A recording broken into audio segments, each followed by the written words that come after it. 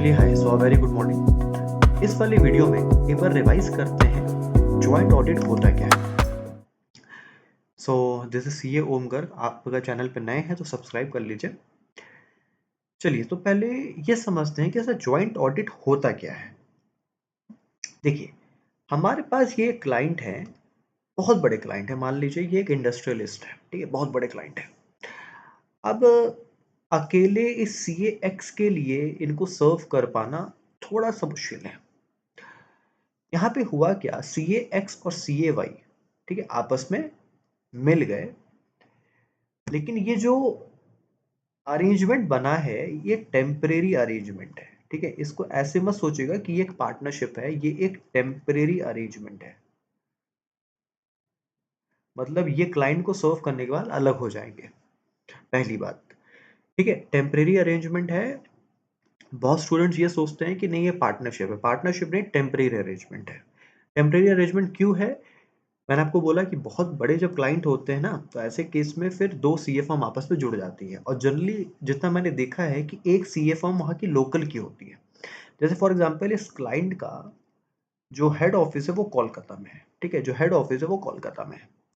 अब जनरली कोलकाता के थोड़ा सा कल्चर, ट्रेडिशन, वहाँ के लोकल लॉज थोड़े से अलग हैं बाकी अगर स्टेट्स की बात करें तो। जनरली से फॉर एग्जांपल ये जो सी ए एक्स है, ठीक है, इनकी फर्म रजिस्टर्ड है नोएडा में, ठीक है। और ये जो सी ए वाई है इनकी फर्म रजिस्टर्ड है से फॉर एग्जांपल आसनसोल में, ठीक है। तो अब ये क्या हुआ, आसनसोल तो वेस्ट बंगाल में ही है, ठीक है। तो इससे क्या होगा कि वाई जो वाई एंड कंपनी है उससे सी ए एक्स को या एक्स एंड कंपनी को थोड़ा सा एक एडवांटेज मिलेगा। इसको बोलते हैं जॉइंट ऑडिट्स। एक बार मैं फिर भी आपको चैट जीपीटी में लेके आता हूँ और एक बार समझते हैं कि जॉइंट ऑडिट होता क्या है। देखिए, joint audit is an audit conducted by two और मोर इंडिपेंडेंट ऑडिटर्स। यहाँ पे ध्यान रखिएगा क्या लिखा हुआ है, independent auditors, independent, who jointly examine the financial statement and share responsibility for the audit opinion। Advantages क्या है, ठीक है, तो बुक में भी लिखा हुआ है, division of expertise, audit quality enhance होती है, risk sharing, improved coverage, timeliness, ठीक है। कंक्लूजन्स क्या है, joint audits improve audit efficiencies, quality, reliability by combining the resources, expertise and judgment while ensuring comprehensive audit coverage and timely completion। ठीक है, अच्छा, देखिए, ये तो आपको पता ही होगा कि ऑडिट में 3 फेजेस होते हैं, प्लानिंग फेज, एग्जीक्यूशन फेज और रिपोर्टिंग फेज। एक बार समझते हैं कि जॉइंट ऑडिट के केस में ये तीनों फेज कैसे एग्जीक्यूट होंगे।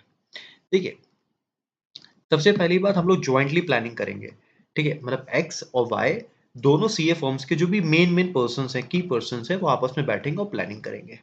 साथ में बैठ के रिस्क असेसमेंट करेंगे। मतलब यहाँ पे मैं बात कर रहा हूँ ऐसे 315 की, और भी बहुत सारे पॉइंट्स में बेसिक पॉइंट यहाँ पे कवर कर रहा हूँ।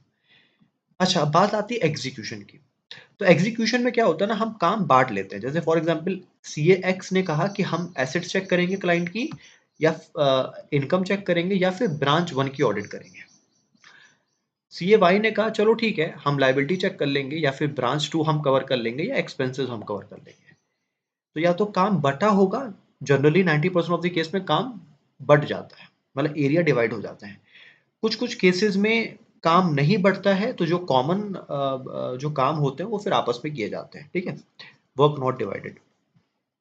तो ध्यान रखिएगा, एग्जीक्यूशन केस में 90% ऑफ द केस में या 95% ऑफ द केसेस में एरियाज डिवाइड हो जाते हैं कि एसेट आप देखो, लायबिलिटी मैं देखूंगा, या इनकम आप देखो, एक्सपेंसेस मैं देखूंगा, कैसे भी, ठीक है। अच्छा, अब साथ में ऑडिट कर रहे हैं तो हम कॉमन रिपोर्टिंग इशू करेंगे, बट इसके भी कुछ एक्सेप्शंस है कि अगर दोनों सीए फर्म्स सेटिस्फाइड नहीं है, ठीक है, एक्स को लगता है कि नहीं हमें एडवांस देना चाहिए, वाई को लगता है कि नहीं हमें डिस्क्लेमर देना चाहिए, तो ऐसे केस में फिर ये अलग अलग रिपोर्ट्स इशू कर सकते हैं, ठीक है। इतना आपको समझ में आना चाहिए, पहली बात, ठीक है। अब आते हैं एक बार बुक में। चलिए शुरू करते हैं जॉइंट ऑडिट्स। तो क्या लिखा हुआ है, इसको मैं बुक से ही करा रहा हूं, तो आप अपनी बुक ओपन कर सकते हैं। तो क्या बोल रहा है कि ये जो जॉइंट ऑडिट की प्रैक्टिस है ये काफी ज्यादा वाइड स्प्रेड है in big companies and corporation. Joint audits का मतलब ही ये होता है कि हम एक दूसरे के रिसोर्सेज और एक्सपर्टीज यूज कर रहे हैं और इसके हेल्प से हम एक कॉम्प्लिकेटेड ऑडिट को सर्व कर पा रहे हैं टाइम फ्रेम में। और यहाँ पे क्या होता है, बेसिकली काम बट जाता है। जैसे मैंने आपको यहाँ पे समझाया कि एसेट लाइबिलिटीज आपस में डिवाइड हो गया। एडवांटेज क्या है, एक्सपर्टीज शेयर हो जाती है। अब से फॉर एग्जांपल जो सी ए एक्स है उनकी एक्सपर्टीज टैक्स टैक्स में है, जो सी ए वाई है उनकी एक्सपर्टीज लॉ में है या ऑडिट में है, तो आपस में एक्सपर्टीज शेयर हो जाती है। म्यूचुअल कंसल्टेशन, ठीक है, आपस में हम कंसल्ट कर सकते हैं क्योंकि वो भी सीए हैं, हम भी सीए हैं। वर्कलोड, क्योंकि काम बढ़ जाता है तो जो है वर्कलोड भी कम हो जाता है। बेटर क्वालिटी, इम्प्रूव सर्विस, तो ये सब काफ़ी कनेक्टेड पॉइंट्स हैं, ठीक है। और मल्टीनेशनल कंपनी से मैंने आपको बोला, जैसे मल्टीनेशनल कंपनीज है तो ऐसे केस में हम लोकल फर्म्स के साथ एक तरीके से जॉइंट ऑडिट करके सर्व कर सकते हैं। स्टाफ डेवलपमेंट कॉस्ट कम हो जाती है, कैसे?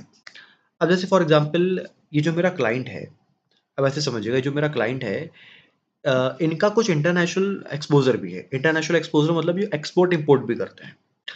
अब मेरे जो फर्म है एक्सेंट कंपनी, हमें या हमारे आर्टिकल्स को या हमारे स्टाफ को इंटरनेशनल टैक्सेशन का बहुत ज़्यादा नॉलेज नहीं है। तो अगर मैं अकेले ऑडिट करने जाता, मतलब एक्सेंट कंपनी को ऑडिट मिलती, तो फिर हमें शायद अपने स्टाफ को ट्रेन करना पड़ता, ट्रेनिंग का कॉस्ट लगता, बाहर से एक्सपर्ट्स को हायर करना पड़ता, उसका कॉस्ट लगता। लेकिन सिंस जो ये सी ए वाई है, इसको नॉलेज है, इनके स्टाफ को एक्सपोजर है, तो ऐसे केस में हमारी डेवलपमेंट कॉस्ट क्या हो गई, कम हो गई, और ओवरऑल कॉस्ट कम हो गई। जब स्टाफ की कॉस्ट कम हो गई तो ओवरऑल कॉस्ट कम हो गई। कनेक्टेड पॉइंट है। और एक ऑब्वियसली हेल्थी कंपटीशन बना रहेगा।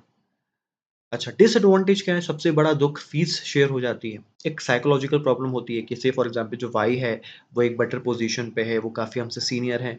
सुपीरियॉरिटी कॉम्प्लेक्सेस, ठीक है। कोऑर्डिनेशन कभी कभी प्रॉब्लम हो सकती है, ठीक है। कॉमन कंसर्न, जो जो कॉमन एरियाज है वो कभी कभी निगलेक्ट हो जाते हैं। जैसे काम, देखिए जो काम बढ़ गया देखिए जो काम बढ़ गया वो तो इजीली हो जाता है, लेकिन जो काम नहीं बटा फिर उसमें कहीं ना कहीं निगलेक्शन हो जाता है।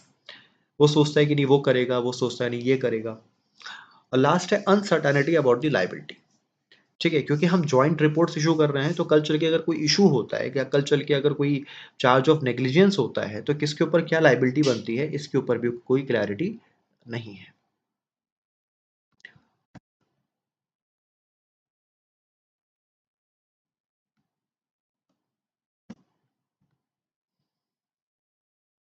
ठीक है। अब 299 का नाम है joint audits of financial statement, जो प्रिंसिपल्स बताता है कि कैसे हमें कंडक्ट करना है और कैसे हमारा पूरा ऑब्जेक्टिव क्या है। अब कुछ स्पेशल कंसिडरेशन है। देखिए, नंबर 1 पॉइंट, जो भी एंगेजमेंट पार्टनर हैं और जो अदर की मेंबर्स हैं वो इन्वॉल्व होंगे प्लानिंग में। तो मैंने आपको पहले ही समझाया था, जो भी की मेंबर्स हैं वो प्लानिंग में इन्वॉल्व होंगे, आपस में स्ट्रैटेजीज बनाएंगे।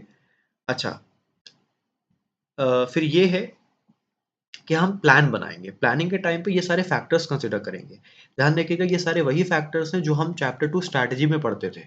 इस स्ट्रैटेजी बनाने के टाइम पे क्या-क्या फैक्टर्स ध्यान में रखने हैं, तो ये वही सेम फैक्टर्स हैं, ठीक है। Identify divisions, reporting objectives, directing the engagement teams efforts, याद कीजिएगा प्रीलिमिनरी एंगेजमेंट एक्टिविटीज, सेम वही पॉइंट्स हैं। तो इन सारे फैक्टर्स को ध्यान में रख के ऑडिट प्लान बनाएंगे। फिर उसके बाद जॉइंटली हम रिस्क असेसमेंट करेंगे, मतलब 315। फिर उसके बाद डिस्कस करेंगे, डॉक्यूमेंट करेंगे, फिर आपस common engagement letter. Engagement letter क्या होता है? देखो, क्लाइंट हमें अपॉइंटमेंट लेटर देता है कि हम आपको अपॉइंट करना चाह रहे हैं एज एन ऑडिटर, फिर हम सामने से कंसेंट देते हैं एंगेजमेंट लेटर का, तो हम कॉमन एंगेजमेंट लेटर इशू करेंगे। और जो भी काम हमने बांटा है, जैसे एसेट आप चेक करोगे, लायबिलिटी हम चेक करेंगे, तो उसमें आपस में साइन भी कर लेंगे ताकि एक अकाउंटेबिलिटी रह सके। अच्छा, अच्छा, ये चीज़ इंपॉर्टेंट है। देखिए, जो काम बढ़ गया उस केस में तो जिम्मेदारी एलोकेट हो गई। जैसे एसेट अगर मैं चेक कर रहा हूँ तो एसेट की जिम्मेदारी मेरी, लायबिलिटी आप चेक करो तो लायबिलिटी की जिम्मेदारी आपकी। बट ये 6 केसेस हैं जहाँ पे दोनों जॉइंट ऑडिटर्स सेवरली लायबल होंगे, मतलब जॉइंटली एंड सेवरली लायबल होंगे। उसमें आप बच नहीं सकते हो, एक्सक्यूज नहीं ले सकते हो। तो जो काम बटा ही नहीं उस केस में दोनों लायबल होंगे, या आपस में कॉमन मतलब डिसीजन था, आपस में म्यूचुअल कंसेंट था किसी चीज़ को लेकर। तीसरा, से फॉर एग्जांपल मैं एसेट चेक कर रहा था, और किसी एरिया में किसी किसी ट्रीटमेंट में मुझे थोड़ा-सा ऑब्जेक्शन लगा, तो मैं वाई के पास गया, वाई ने कहा कि नहीं ठीक है, जो आप सोच रहे हो वो सही है, मैं आपसे सहमत हूँ। तो आपस में म्यूचुअल कंसेंट था। तो ऐसे केस में भी अगर कल चल के एसेट में कुछ प्रॉब्लम होती है, तो इस केस में दोनों ही लायबल होंगे क्योंकि वाई ने भी कंसेंट दिया था। या फिर ये 3 तो कॉमन पॉइंट है कि फाइनेंशियल स्टेटमेंट रेलेवेंट स्टैट्यूट से कंप्लाई कर रहा है क्या? देखिए ये तो कॉमन ज़िम्मेदारी है, फिर आप इसमें शेल्टर नहीं ले सकते हो। फाइनेंशियल स्टेटमेंट में प्रेज़ेंटेशन, डिस्क्लोज़र और ऑडिट रिपोर्ट, ठीक है? ये सब चीज़ें दोनों की ज़िम्मेदारी है। क्या-क्या? ये financial statement as per statute बना है क्या? फाइनेंशियल स्टेटमेंट के अंदर जो प्रेज़ेंटेशन, डिस्क्लोज़र है वो as per financial reporting framework है कि नहीं है? क्या आपकी audit report as per standards है कि नहीं है? क्योंकि देखिए ये आप काम बाँट नहीं सकते हो। ऑडिट रिपोर्ट तो दोनों को ही बनाना है मिलके, फाइनेंशियल स्टेटमेंट दोनों को ही चेक करना है। बस बात ये है एसेट आप चेक करो, लायबिलिटी आप चेक कर लो। तो ये काम आप बाँट नहीं सकते हो। तो इस पे क्वेश्चन आ सकता है, ध्यान रखिएगा। जो काम बढ़ गया है उस केस में तो ज़िम्मेदारी एलोकेट हो गई है, अकाउंटेबिलिटी एस्टेब्लिश हो गई है। बट ये 6 केसेज़ हैं जहाँ पे दोनों ही जॉइंटली एंड सेवरली लायबल होंगे, इस पे क्वेश्चन आ सकता है। पहला केस जो काम नहीं बँटा है उस केस पे दोनों लायबल होंगे, ठीक है? किसी कॉमन ऑडिट एरियाज़ में अगर डिसीजन जॉइंटली लिया गया है, उस केस में दोनों लायबल होंगे। मैं एसेट चेक कर रहा था, उसमें मुझे कुछ प्रॉब्लम लगी, मैं वाई के पास गया, वाई ने भी मुझे सेम कंसेंट दिया, एग्रीमेंट दिया। फिर फाइनेंशियल स्टेटमेंट अगर मैं चेक कर रहा हूँ, तो वो एज़ पर द स्टैट्यूट बना होना चाहिए, presentation disclosure as per FRF होना चाहिए और audit report as per standard होनी चाहिए। ये 3 चीज़ें मैं डिवाइड नहीं कर सकता। अच्छा, अब सीधे आते हैं लास्ट पॉइंट पे। देखिए ऐसे तो हम क्या इशू करेंगे, कॉमन ऑडिट रिपोर्ट इशू करेंगे। बट अगर एक्स या वाई आपस में एग्री नहीं है, एक्स कहता है नहीं डिस्क्लेमर इशू करना है, वाई कहता है नहीं एडवर्स इशू करना है, तो ऐसे केस में आप अपनी अपनी सेपरेट ओपिनियन दे सकते हो, सेपरेट ऑडिट रिपोर्ट दे सकते हो। बट उसमें आपको रेफरेंस देना पड़ेगा एक दूसरे के ओपिनियन का। जैसे एक्स ने रिपोर्ट किया डिस्क्लेमर, तो एक्स को नीचे लिखना पड़ेगा रेफर वाइज ऑडिट रिपोर्ट, ऐसे करके एक एक रेफरेंस देना पड़ेगा। क्योंकि देखिए अगर मैं एक ऑडियंस हूँ, ठीक है? भाई मुझे तो यही लगेगा कि जॉइंट ऑडिट रिपोर्ट है, मैंने तो एक्स की पढ़ ली और डिसीजन ले लिया। बट अगर एक्स ने नीचे लिख दिया है कि ऑल्सो रेफर टू वाईज ऑडिट रिपोर्ट, तो ऐसे केस में फिर मैं वाई की भी रिपोर्ट पढ़ूंगा, उसके बाद ही अपना डिसीजन लूंगा। ठीक है, चलिए ये था ऐसे 299, बहुत ज़्यादा इसमें कंटेंट नहीं था, तो छोटा ही वीडियो है। आपको कैसा लगा मुझे बताइएगा। तो इस वाली वीडियो में इतना ही रखते हैं। कोई आपके डाउट्स हो तो आप कमेंट कर सकते हैं। चलिए, थैंक यू।